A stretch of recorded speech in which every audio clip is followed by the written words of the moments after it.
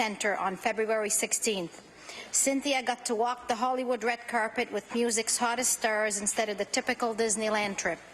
Cynthia will be attending Dalhousie University this fall, studying kinesiology and hopes to transfer into nursing, a choice inspired by empathy for others battling illness. I ask that all members of the House of Assembly join me in congratulating Cynthia and wish her continued good health.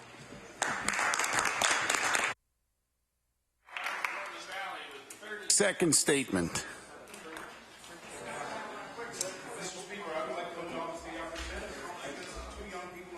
Portland Valley, Ms. Jordan Ortiz and Mr. Caleb Ortiz. These siblings have achieved and been awarded the bronze standard of the Duke of Edinburgh's International Award. These certificates acknowledge the diligence and the hard work towards earning such an award and demonstrate to other youth the opportunities that such endeavors can bring to young people willing to work hard towards achieving such milestones. Thank you. Please. Time allotted for member statements has expired. We'll now move on to oral questions put by members to ministers. The official leader of the official opposition. Recovery. Thank you, Mr. Official Speaker. Mr. Speaker, my question is for the Acting Premier. For over 6 years, Dr. Sarah Jones allegedly ran an opioid pill trafficking scheme here in Nova Scotia. This dangerous scheme continued despite the presence of the Prescription Drug Monitoring Program. The Auditor General actually made recommendations to prevent this danger to the public in 2012, but nothing was done, Mr. Speaker. I'd like to ask the Acting Premier, why did the government ignore these important recommendations to prevent drug trafficking? The Honourable Acting Premier. Thank you very much, Mr. Speaker. And for that question, I'd like to call on the Minister of Health. The Honourable Minister of Health. Thank you very much, Mr. Speaker. And I thank the member, Leader of the Opposition, for the question. There's no question that the Auditor General made important recommendations. 3 of those recommendations were around the information technology system, the data collection. It took much longer than anticipated to have every one of our pharmacies, ERs across the province to complete the project. In fact, after coming into office, I had to lengthen the project and invest more in getting it done. It will be completed in June of this year. The Honourable Leader of the Official Opposition on his first supplementary. Mr. Speaker, what is the point of the Auditor General's recommendations if the government takes so long to act on them? It takes leadership to make these things happen. You can't put it on the backs of our pharmacies, Mr. Speaker. It takes leadership to drive this forward. In the last 4 years, over 50,000 Oxy-Neo and oxycodone pills were put out there, Mr. Speaker, that put young people at risk. It puts people at risk for addiction and abuse, Mr. Speaker, and this government did virtually nothing, Mr. Speaker. So I'll ask the Acting Premier, will she now recognize and apologize to the people of Nova Scotia who were put at risk for the negligence of her government? The Honourable Minister of Health. Thank you very much, Mr. Speaker. There are certain, I guess, pieces of information that are difficult to address here on the floor. This case is before the courts. In fact, they will see that PMP actually played a role, an important role in the last analysis of being able to catch the fraudulent work that went on for a period of time. What I'm pleased to tell Nova Scotians today is that we didn't quite reach the 80% mark of all recommendations. We reached 75% of all recommendations across the Health Department, the highest in the history of the Health Department. The Honourable Leader of the Official Opposition on his final supplementary. Mr. Speaker, this one problem, 50,000 pills from one source alone, went ignored by this government for their entire term of office. The PNP program flagged it, and they did nothing. The Auditor General recommended they plug these holes in 2012, and they did nothing. Mr. Speaker, it is a lack of leadership that led to so many Nova Scotians being put at risk with 50,000 illegal pills on the market. Mr. Speaker, that is not acceptable. 100% is what people expect from a government when young people are at risk of drug abuse, Mr. Speaker, but they did nothing. So the government should take responsibility for their negligence. I'll ask the acting Premier now, will you apologize for what happened, for those people that were put at risk, and table for this House a schedule that sees when these recommendations will be implemented so people can be safe? The Honourable Minister of Health. Thank you very much, Mr. Speaker. The 3 of the 4 recommendations are information technology being implemented as we speak here. It'll be complete by June. The 4th recommendation is rightly what the Auditor General should tell any department, and that is all recommendations be implemented, and that will be done by June. There's an external review of PMP that now has been assigned to the college to hire someone to, in fact, take a look at what PMP really needs, that is administration, governance, and the ability to start its own investigations. The Honourable Leader in the House for the New Democratic Party. Mr. Speaker, yesterday, board members of the Watershed Association Development Enterprises spoke out about the government decision to cut its funding. Since 1983, young African Nova Scotians who live in North and East Preston, Cherrybrook, and Lake Loon have relied on this organization to help them find jobs. And now, after many years of service to local communities, the organization's future is in jeopardy. My question is for the acting Premier, and that is, why has the government decided to cut funding to this group that for 20 years performed vital work in African Nova Scotian communities? The Honourable Minister of Labour. Thank you, Mr. Speaker. I want to be very clear to the honourable member. This is part of a Careers Nova Scotia province-wide revamp. We asked our various partners to come together and work collaboratively and put together plans that would be in certain geographical areas. Unfortunately, in the particular area where Wade operates, that did not happen. As a result, we asked for a call for concepts, and at the end of the day, a panel, which included African Nova Scotian representation, chose the proposal from the Y. I want to be very clear. There will be services in the Preston area, Mr. Speaker. There is no cut to funding to this program, and the services that will be provided will be top-notch by people who are recognized, certified people in that particular area. Thank you. The Honourable Leader in the House for the New Democratic Party. Services in Cole Harbour, Mr. Speaker, which is a fundamentally flawed plan. They have expressed, our caucus spoke with members of Wade, and they expressed that they felt blindsided by this decision to cut their funding, Mr. Speaker, making decisions without consultation, which is becoming the trademark of this government. So my question is for the Premier, acting Premier, is prior to this decision, who did the government consult with in the African Nova Scotia communities that Wade had served for more than 2 decades? The Honourable Minister of Labour. I want to thank the honourable member for the question. In fact, we consulted with all of the service providers throughout the province for the better part of a year, Mr. Speaker. So there was lots of consultation, number one.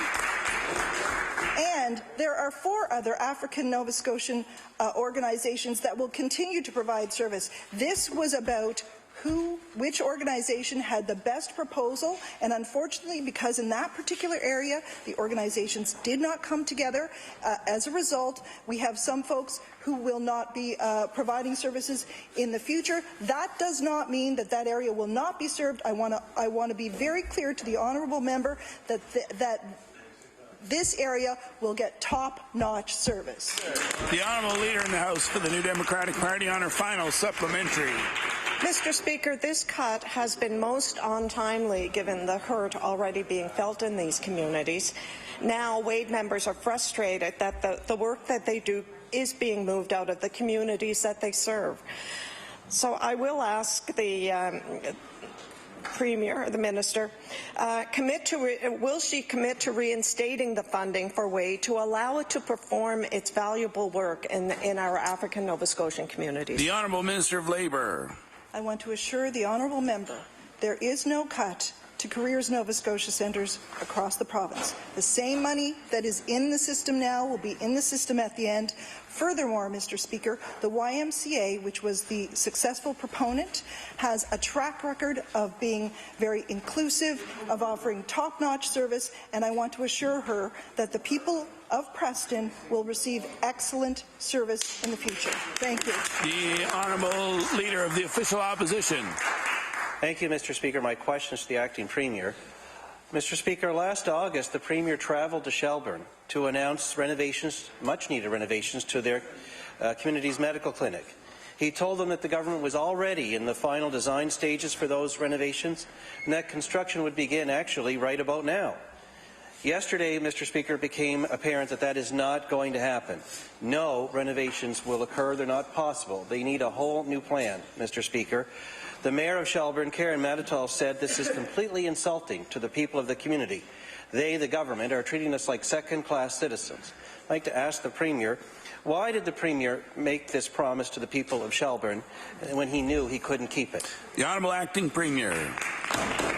Thank you, Mr. Speaker. And for the details of that question, I'm going to turn to the Transportation Minister. Thank you. The Honourable Minister of Transportation. Thank you, Mr. Speaker, and I thank the member opposite for the question. With respect to this delivery of this service and this important facility in Shelburne, the Premier did make that commitment because we are standing by that commitment. It is one that's important for that particular community, but for the region. The reality is, when the commitment was made, there was an understanding of what would be required vis-a-vis that retrofit.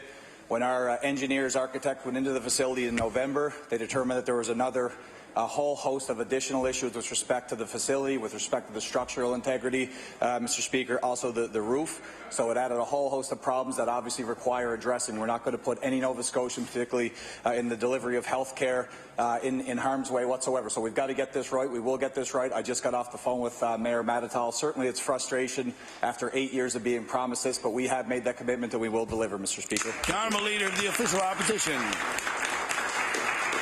Mr. Speaker, if the government truly cared about the health care of the people of Shelburne, they wouldn't be sending the Premier down to make political promises that they can't keep. Surely they would check out whether they can renovate or not before they go and make such a commitment if they were serious about the health care needs of that area, Mr. Speaker. But that's not what happened. Just like the NDP in 2011, who promised a new community centre that didn't happen. This Premier of the Liberal government promised them a renovated centre, and that's not going to happen either, Mr. Speaker. That's why Mayor Matatal has been very clear when she said, we need to have this clinic. We need to have doctors. We need to have service at our hospital. What they don't need is more empty political promises from the Liberal government or from the NDP that came before them, Mr. Speaker. I'm going to ask the Acting Premier, why is the government ignoring the health needs of Shelburne just like the NDP did before them? The Honourable Minister of Transportation. Thank you, Mr. Speaker, and certainly this is an important issue. It's an important project in the community of Shelburne, and it does support healthcare delivery in the region. And with respect to the comments from the Leader of the Official Opposition, it's really par for the course. It's ridiculous to suggest that when we went in for the inspection with the professionals, the architects, the engineers, the people on the ground who make these decisions, Mr. Speaker, that when they determine issues with the roof, issues with the structure of the facility, Mr. Speaker, that they would ignore them and stick to some plan that no longer makes sense for the protection and the vitality Order, of the please. facility. The Honourable Minister of Transportation has the floor.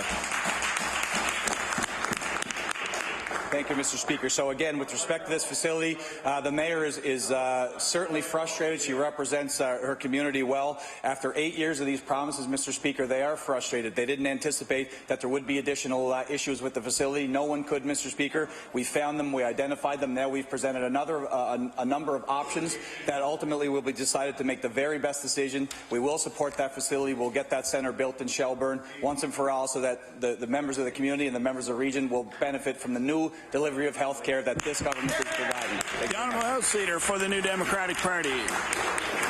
Mr. Speaker, we know the Minister of Health has made a decision to cut funding from our province's long-term care system. The Minister and Premier have said that these cuts in funding will not impact services provided to Nova Scotian seniors. However, this decision posed significant burden to seniors waiting for long-term care in Cape Breton. Mr. Speaker, already in Cape Breton, seniors are waiting on average of 604 days for placement in long-term care, and in one facility, Mr. Speaker, the wait is 901 days. Mr. Speaker, will the Minister explain how it's possible that these funding cuts will not impact seniors in Cape Breton waiting for long-term care placement? The Honourable Minister of Health. Thank you very much, Mr. Speaker. These 1% cut is about the facilities, about 100 nursing homes across the province. I've met with their organization. They have not in the past looked at group purchasing, using Health Pro, using other efficiencies that they collectively now want to start to do. And if there are any major issues through the fiscal year, we have committed to looking after those, especially those that are infrastructure in nature. The Honourable House Leader for the New Democratic Party. Mr. Speaker, we're hearing troubling news coming out of Cape Breton in regards of the transitional beds that are at the Cape Breton Regional Hospital. The plan is to cut those beds this fall, which is currently being used by seniors in Cape Breton who no longer can live safely at home, Mr. Speaker. Transitional beds are needed when home care is no longer the option in the case in Cape Breton, they're used by seniors who need the care and who may wait years to get into long-term care. Will the Minister confirm today that he's shutting down transitional beds at the Cape Breton Regional Hospital, and how can he justify this? The Honourable Minister of Health. Thank you very much, Mr. Speaker. It's taking the opposition member a little while to catch on to the fact that the Nova Scotia Health Authority makes decisions around daily operations. What I'm pleased to convey to the member opposite and all Nova Scotians is that since coming into office, when I first reported to the House, there were 2,563 waiting for nursing homes. Today, an easy number to remember, 1492. The Honourable Leader of the Official Opposition.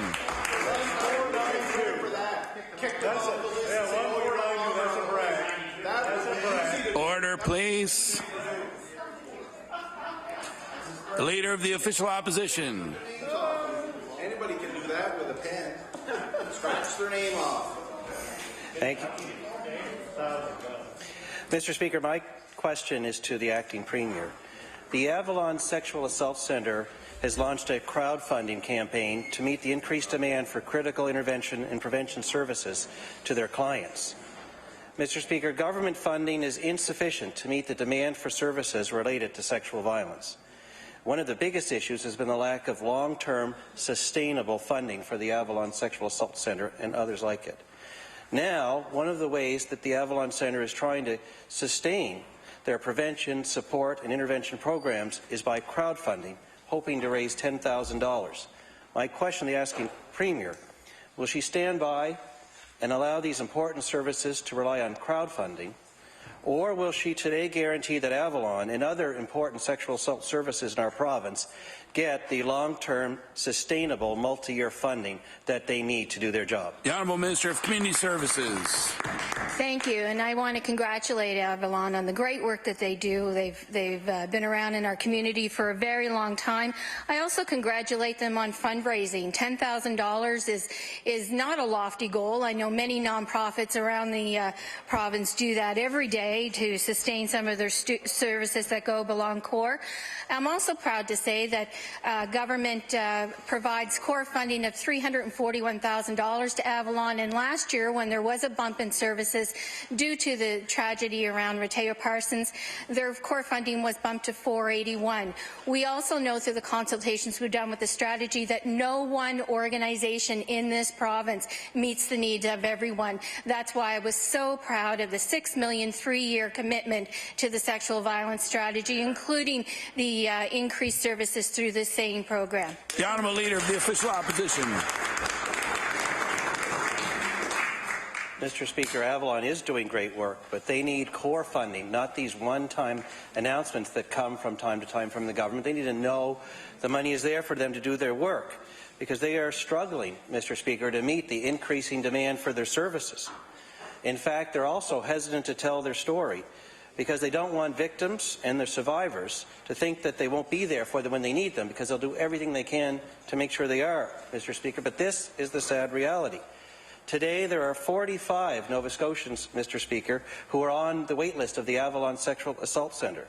These are survivors of historic or childhood sexual abuse, or people that are in crisis today, Mr. Speaker, and they need help. And, Mr. Speaker, this is for today, but it's for the long run.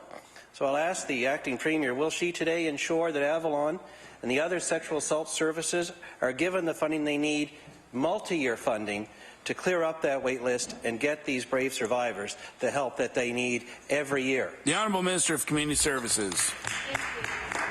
Thank you, Mr. Speaker. And as I stated before, one of the things that we did hear in the consultations across this province is that sexual violence counseling does not belong in the home of any one organization. There are many organizations that were providing it, but it was not a coordinated response. We met with over 200 stakeholders in 9 areas of Nova Scotia, including Avalon, including the Colchester Sexual Health Centre, and we all know that working together better, we can provide more coordinated services. We have put $1.25 million into those community hubs, and we continue to provide core funding to Avalon to meet the need within the HRM area. The Honourable House Leader for the Official Opposition. Thank you very much, Mr. Speaker. My question through you to the Minister of Fisheries. The first rule of market development is presenting your product at its best, and that should be easy for Nova Scotia lobster. The landed value of the lobster fishery in Atlantic Canada is $396 million in 2010. It's the highest fishery of any fishery in Canada, and I'll table that document. But talking about it isn't the problem. Imposing a handling course on the industry without knowing about it is a large ramification to that industry. In media interviews on Friday and estimates this week, the Minister of Fisheries said that talking about his own mandatory lobster handling course hurts international markets, and he said he wants to keep it quiet. The Minister imposes the course, sending a signal that quality of Nova Scotia lobsters needed improving. So my question through you to the Minister is, why did the Minister risk a reputation of even existing international markets by imposing a lobster handling course for buyers? The Honourable Minister of Fisheries.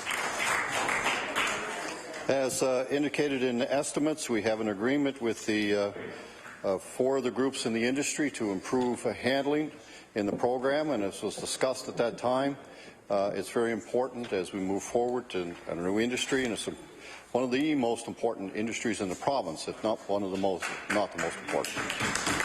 The Honourable House Leader for the Official Opposition.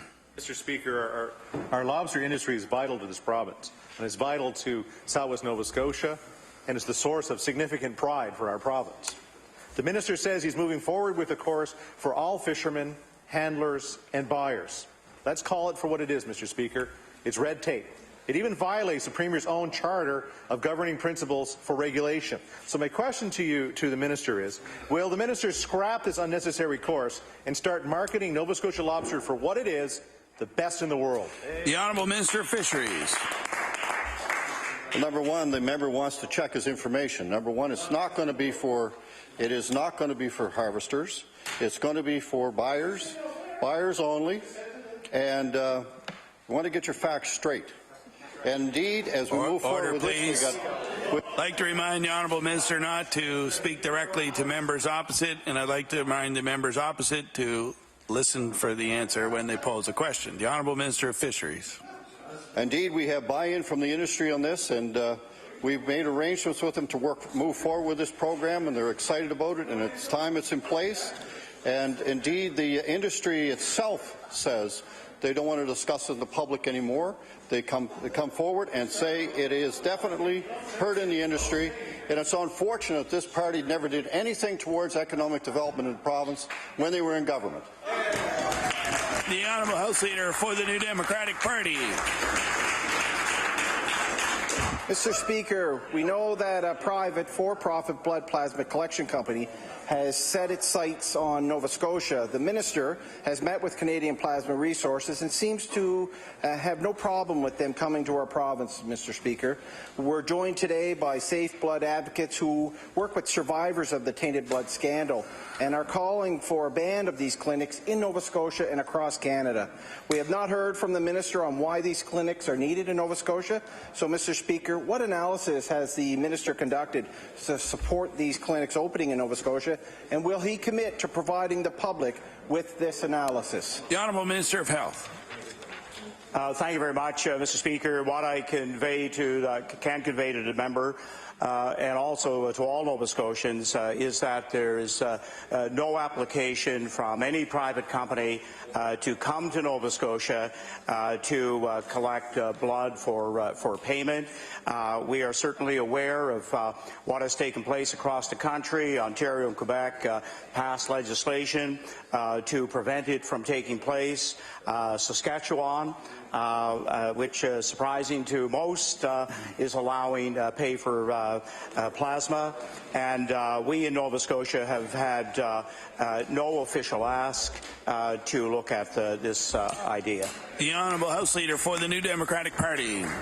Mr. Speaker, the principle of voluntary donation is critical to Canada's blood system.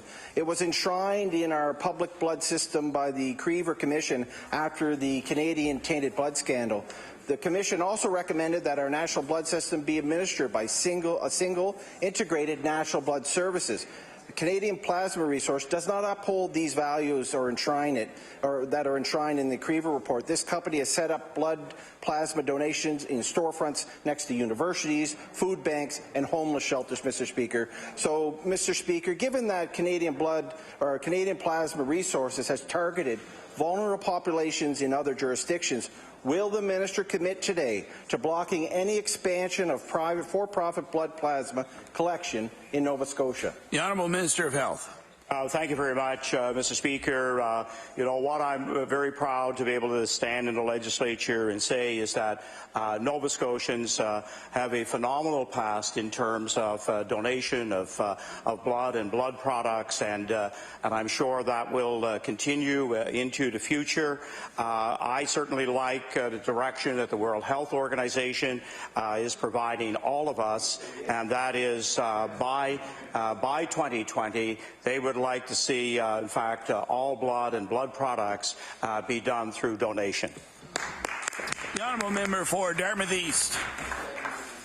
Thank you, Mr. Speaker. My question is for the Minister of Communities, Culture and Heritage.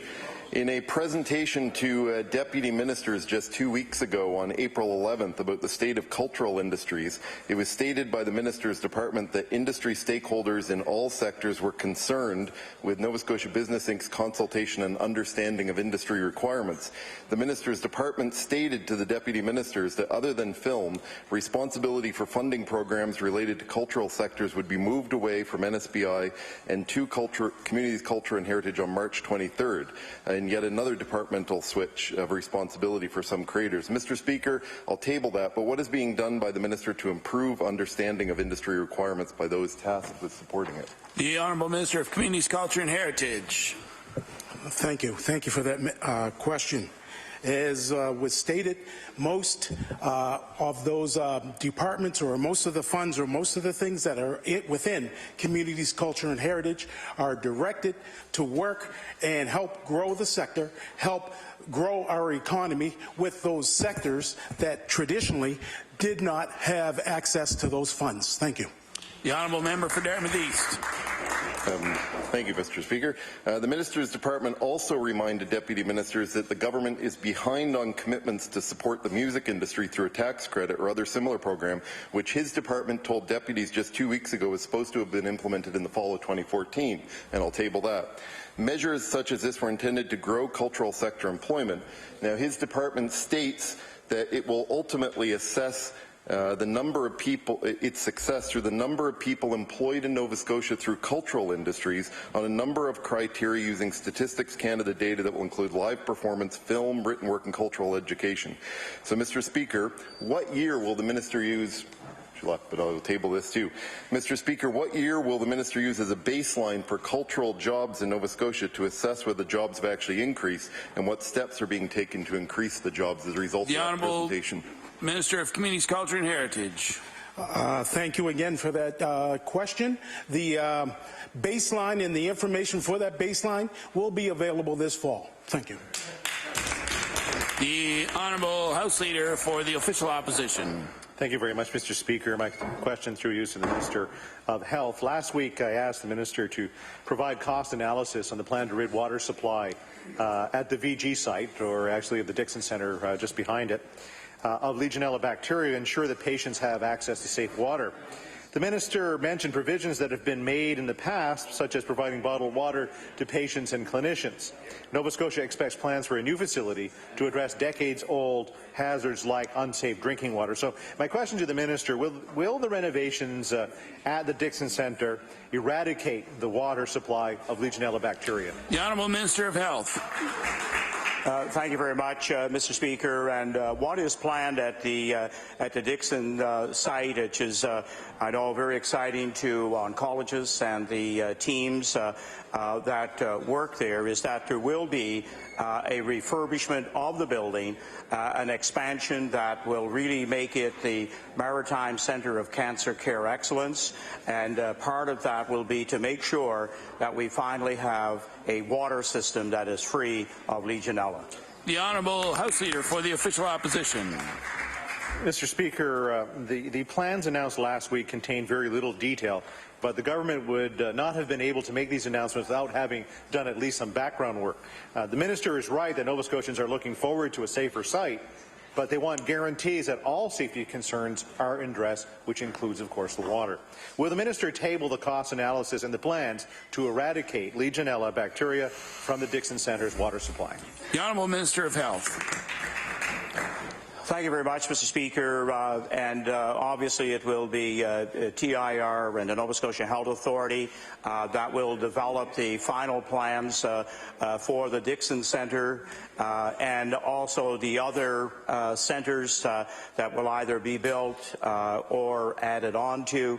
And all of those details will be coming forward, and Nova Scotians will see this phased project over the next 5 or 6 years.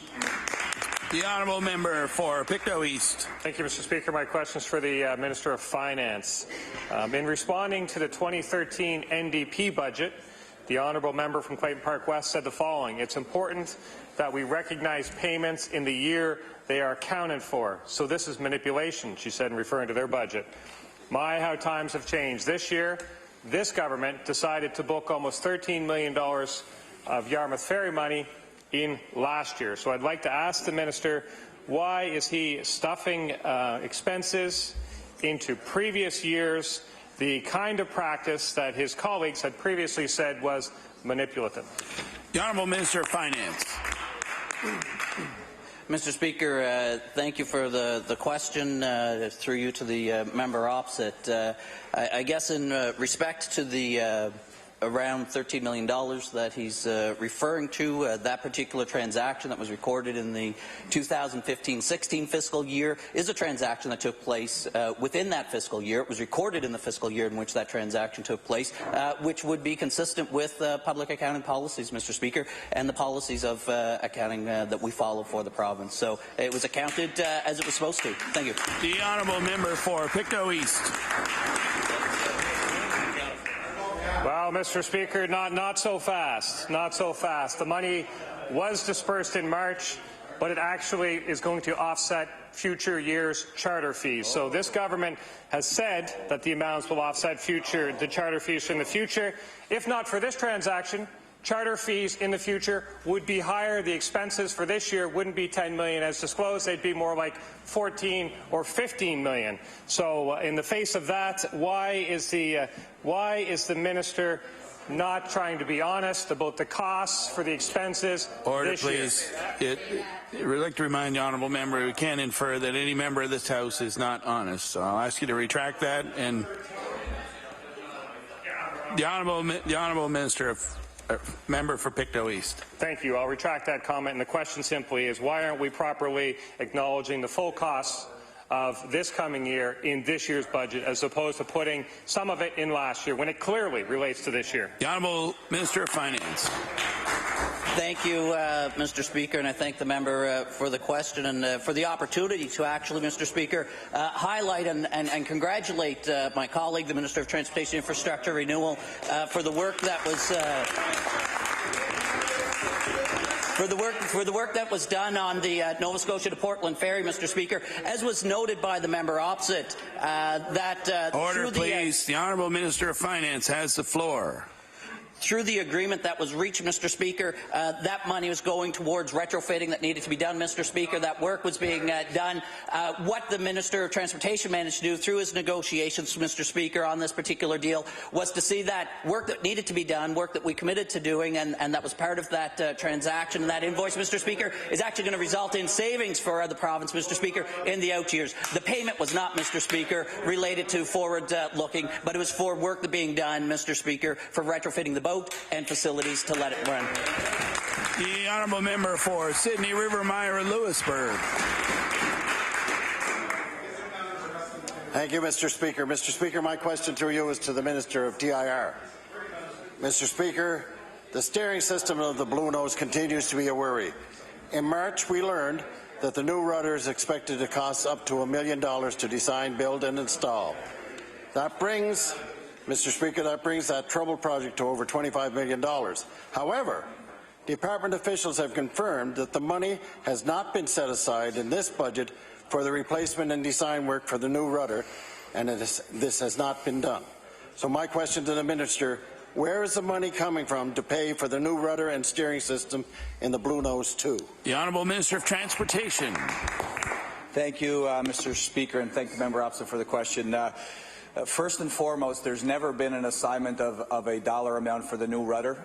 That became a report that was not anything that was released from our department. There's no number associated with the rudder. It's being the consultant are putting two designs together now, one for a composite rudder, one for a wooden rudder. There's been no talk of figures or facts, so the $1 million doesn't exist anywhere other than when it's being reported by the member opposite or in some media outlets. That's never been a number established. But, Mr. Speaker, the total amount of the allotment that was $25 million for the Blue Nose, we're at $23.8 million at this point. We're going to wait for the consultants' reports, give their analysis of the options that we have in front of us, do obviously the cost analysis at that point, and when that is the case, we'll certainly make it public for all Nova Scotians to know the answer. Thanks. The Honourable Member for Sydney River Myra Lewisburg. Well, thank you very much, Mr. Speaker. Mr. Speaker, it's interesting because the Blue Nose 2 project is years behind schedule and millions of dollars over the budget. And indeed, individuals from his department have indicated there was no money put aside for this expenditure of the rudder and the design work. So, Mr. Minister, my question for you is, will the Minister confirm that this much-needed work will be completed in 2016 budget and that the money will not affect the capital costs of paving roads in this province? The Honourable Minister of Transportation.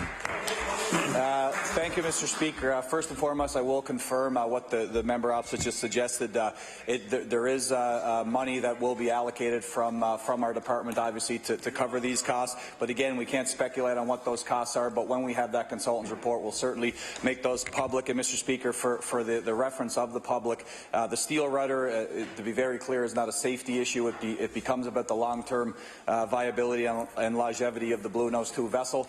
So for us, this is about ensuring that long-term stability. When you look back at the history of this project and how it was mismanaged from day one back in 2008, Mr. Speaker, we're realizing that the rudder had to be replaced. We have to get this vessel to a positive story, and I'm sure the members opposite will help us get to that positive story for the Blue Nose 2 for all Nova Scotians. The Honourable Member for Queens Shelburne. Mr. Speaker, my question is for the acting Premier. In August of last year, the Premier and the Minister of Health were in Shelburne to announce the renovations to Roseway. Residents were told at the time that the construction of the Shelburne Medical Health Centre would start in the spring of 2016, and I will table that. Well, Mr. Speaker, It is now spring 2016, and the residents of Shelburne and our surrounding communities are extremely disappointed to learn that there will be more delays in the starting of this new building.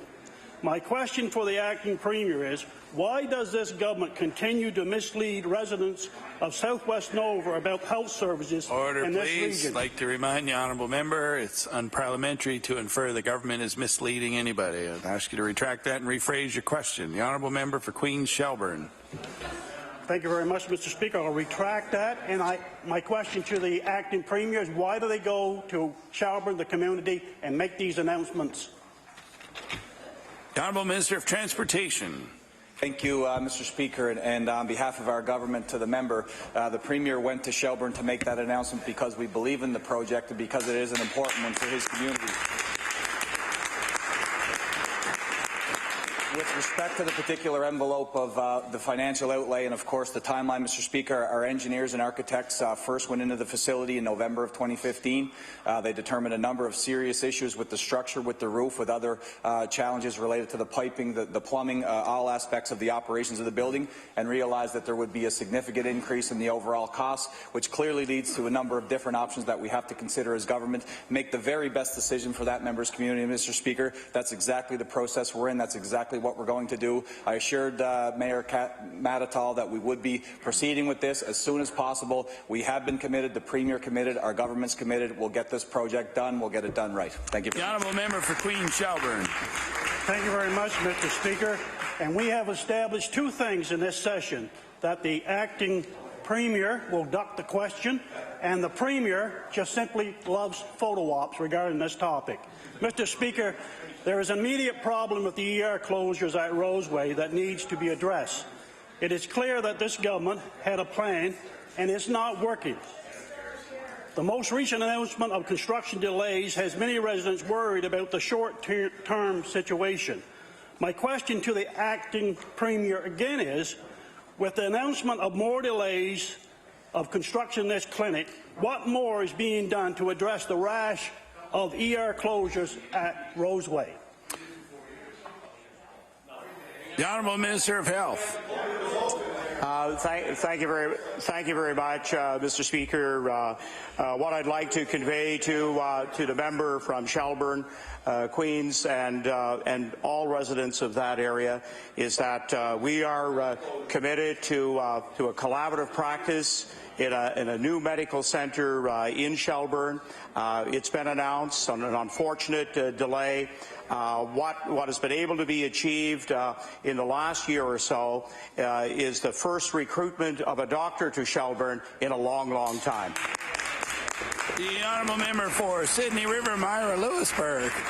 Thank you very much, Mr. Speaker. Mr. Speaker, my question through you is to the Minister responsible for Housing, Nova Scotia. Mr. Speaker, recently a constituent of mine came into the office, and he is a landlord who has a number of apartments who had applied for assistance in repairing some of those apartments under the program offered by the Minister's office. You can imagine his surprise, Mr. Speaker, when he found out that he could not qualify because he had students as tenants. I would like to know why the department would not allow a landlord who has students for attendance to qualify for a program. Why are they discriminating against? The Honourable Minister responsible for Housing, Nova Scotia. Thank you, Mr. Speaker, and thank the member for the question. Many of the programs, in fact, most of the programs that come down for assistance of renovating through landlord assistance programs are federally regulated, and part of those regulations talk about long-term housing. Maybe, and I'm only guessing here, but I certainly will find out for the member, student housing would not qualify under that envelope of funding, but I'll certainly find out and talk to him offline about that. The honourable member for Sydney River, Myra Lewisburg. Thank you very much, Mr. Speaker. But the question really remains is why a government of any level would operate a program that discriminates against the students in our province and against a landlord that has the ability and the confidence to rent to such people. So the real question is there, and it's right on the form as we found out as we looked into it. It's on the form that's saying if you have students in your facility, you don't qualify. There's something wrong with that, Madam Minister. We need to get an answer, and we shouldn't be discriminating against people that will take students in as tenants. The Honourable Minister responsible for Housing, Nova Scotia.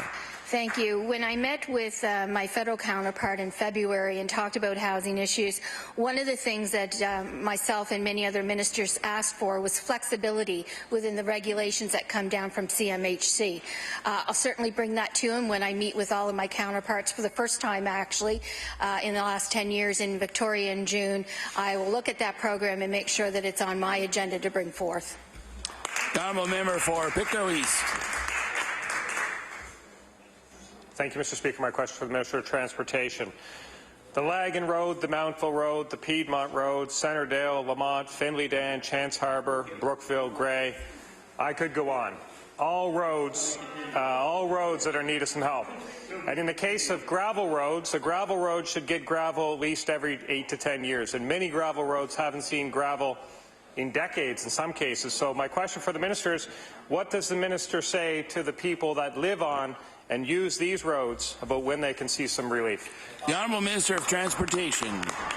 Thank you, Mr. Speaker, and I do thank the member for the question. Certainly, as we said many times during estimates and during a number of different opportunities at QP, this is a problem and an issue that our MLAs are hearing from on all sides of the House. Quite frankly, Mr. Speaker, we're looking seriously at some innovative ways to address gravel roads with the several thousand now that we have across the province in our inventory. It certainly is becoming an increasing problem, and for whatever reason, precipitation and the particular spring thaw that we experienced this year, the problems have been magnified, and the issues are very serious. And obviously, there's a component of this for the mobility of residents and for commercial vehicles, but obviously the emergency situations weigh into that as well. So we've got to look at different ways. We talked a number of times about the capitalization of gravel roads, so not using operating money, looking at capital projects to do some of that long-term upgrades to the gravel roads. So it is certainly a pertinent topic, and it's one that we're looking into at TIR. Thank you. The Honourable Minister, member for Pictou East. Thank you, Mr. Speaker, and I do thank the Minister for that response, because a bad road is an inconvenience. It's a household budget issue for repairs to cars. It's a social issue when your friends and neighbours don't want to come visit you because they don't want to drive down your road. So.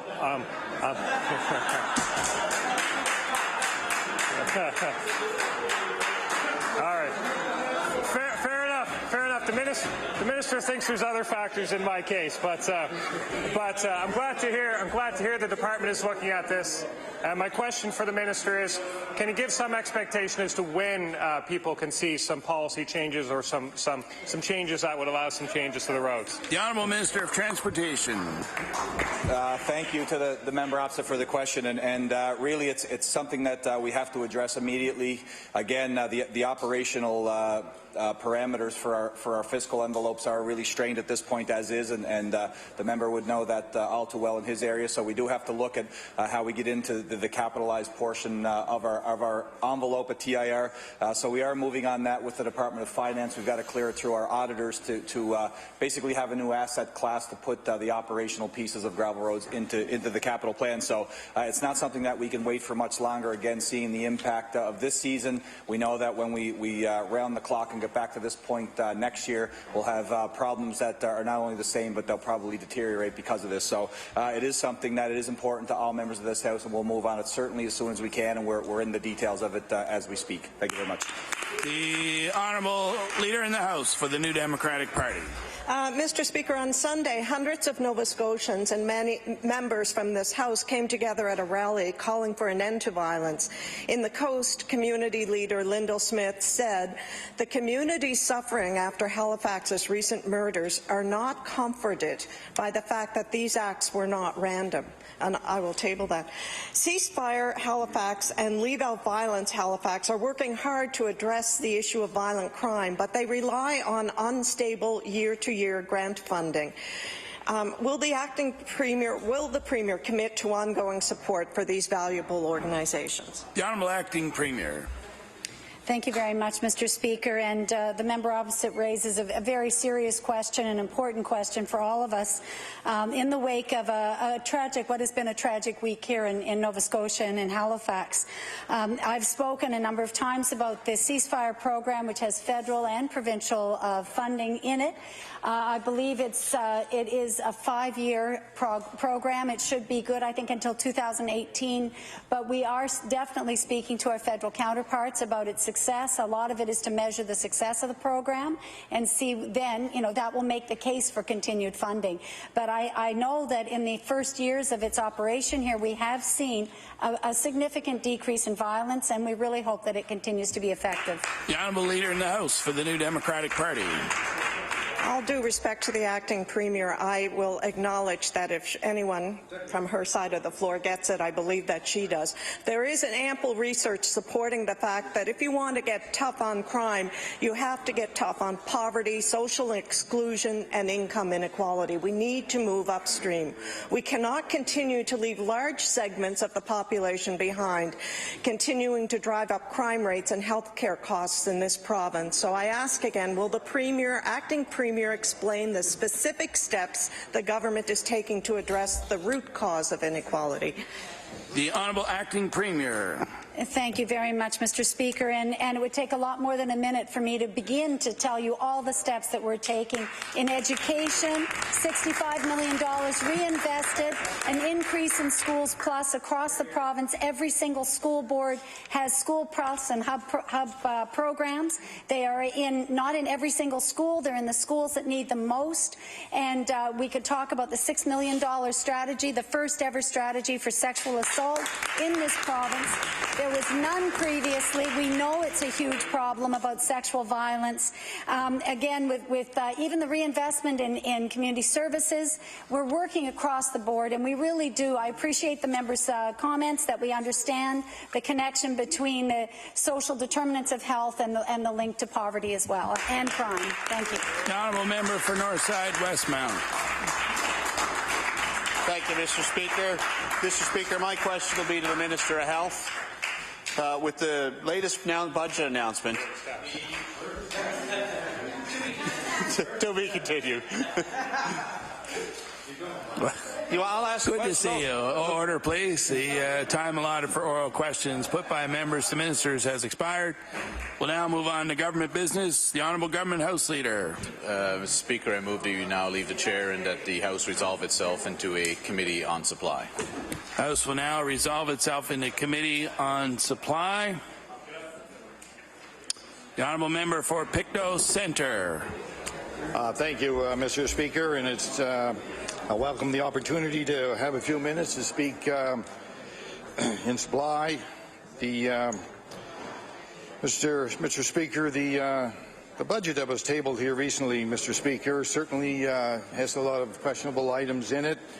As one continues to peruse through it, sometimes I wonder if they use political math to conjure the